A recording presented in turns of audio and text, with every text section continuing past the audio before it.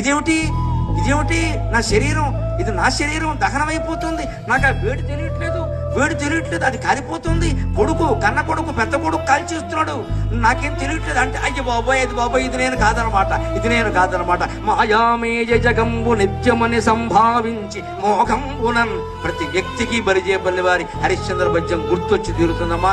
మాయామేయ జగంబు నిత్యమని సంభావించి మోహంబునన్, నా ఇల్లాలని నా కుమారుడని ప్రాణం బొండునం దాకా ఎంతో అల్లాడిన ఈ శరీరము ఇప్పుడు ఇందున్ కట్టెలంగాలుచో